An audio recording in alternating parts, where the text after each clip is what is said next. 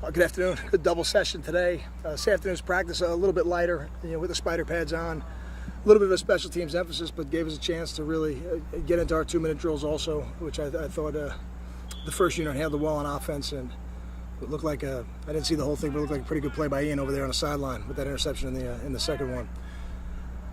And I think we're getting closer to being able to really evaluate some of the personnel. Tomorrow will be a great test for all the young players in this program especially. And we're going to do a little bit of live special teams as we get into the scrimmage. I think that's critical to see if some of these guys catching punts can catch them and make something happen. Some of these guys covering kicks can do it when there's a live body back there trying to make a miss, not just on a drill or on a bag. And on offense and defense, I think everybody is trying to define their role and how big a piece they really deserve to have this season. So I think it'll be a good day of work for us tomorrow starting at 12 noon. Carl, who can't go in it? I mean, we know Coleman, but who? Coleman won't go. I think Peoples will go. I was pleased with what he did today. We'll make a final decision on that tomorrow. Agadosi will not go. Brian Gross will not go. Those guys won't go. Al Page will be is questionable right now to see if we can get a little work for him tomorrow. Andre Civil is questionable. See if we can get a little bit of work for him tomorrow. And I think that's about everyone. Lowry was not able to go in team periods today, so I wouldn't scrimmage him. He's still coming off that ankle sprain and very encouraged. There's been a personal issue in his family, so he won't be with us on Monday. But I think when he gets back on Tuesday or Wednesday to training camp, he'll be back in team drills and ready to go. Pollard, is he? Pollard will not go right now. We're still working through lower body injury with him. What do you want out of this? I mean, I know you want them to play well, but are you looking at certain key areas? Well, I think the first thing you're looking for is the players in your program who've done it already. You want to see them play at a high level. We go down in the stadium very few times, and when we do, it's for real, and it's on film. And I expect the players in this program that have shown they can do it in the past to show they can do it tomorrow. And for the younger players, we just want their best.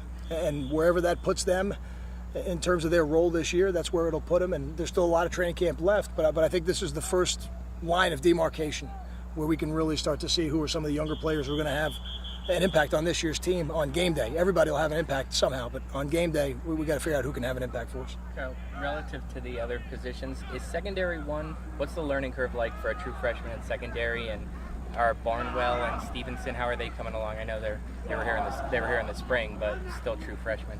I'm pleased with how Barnwell and Stevenson are coming along, and I think being here in the spring is a big part of that. Our defense is a pro-style defense, and there's a lot of moving pieces.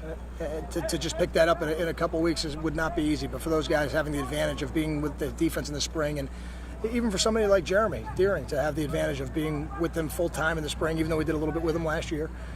Ian Thomas, even though we did a little bit in bowl prep, but to have him full-time in the spring, I think for all of those guys, they're a little bit ahead mentally, but that doesn't necessarily discount the freshmen who just got here, because like I said, there's still a lot of training camp left, but right now we're just focused on tomorrow. Croft, how's he, and also Nick Archidiakono, how's he come along? Croft is still going to be day-to-day. Obviously won't go tomorrow, and we'll evaluate him on Monday morning and see how much longer we think it'll be before we get him back. I'm very confident we'll get him back in more than enough time to get him ready to play in the first game. And I think Nick Archidiakono's done a nice job. Those freshman tight ends, whether it's Nick or Taylor Marini, they have really done a good job. But I think Nick is probably a little bit ahead right now, and he's one of those freshmen who's really fighting for a role this year. You keep talking about Coleman wanting to do more. How close is he, you think, to getting out there and maybe doing something? I think he's a lot closer than I'll let him be. Okay. A little bit like Kasim in the spring, to use that analogy again. I think he could go out there and play right now. I just think it's when you don't go in the spring, we got to get him out there. We've had him out there running routes a few days now, and he's full speed. And now we'll put him out there with a defender and eventually into 7-on-7 and ultimately into team. But again, I'm confident he'll be ready. How long do you think that process will take? Another week or? Probably through the next week. Okay. I think by the end of next week we'll feel very good about where Brandon Coleman is. With the guys that may not play tomorrow, are there any younger guys or anyone in particular looking to kind of step up and make the most of more of an opportunity? I'm looking for every one of them to step up. We need depth on this football team, and I'm sure I'm not alone as a head coach in saying that. Every position needs depth, and for all these true freshmen, this is it. a great opportunity. And for that redshirt freshman class, where only 3 of them played last year, it's a great opportunity to really see where they're going to fit. Now, is this a big test for Chris Muller? I mean, I know he did it in the spring game too, but a real first-team scrimmage? I think it's the biggest test he's had so far. 2 more. And Lumpkin, what do you want to see out of him tomorrow? When you play left tackle, you better be consistent. You know, that position, more than any other on the offensive line, can have a dramatic impact on the game because the quarterback won't see it. Now, we won't be live on the quarterbacks tomorrow, but we're going to call sacks and things like that. So he's got a great test ahead of him because he's going to play against good defensive players.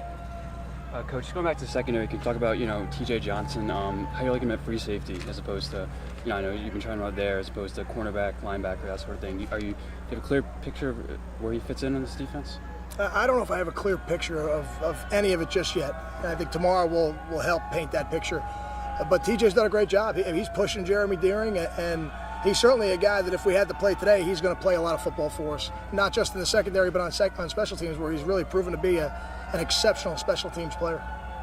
Thanks, Coach. Thank you. Kyle.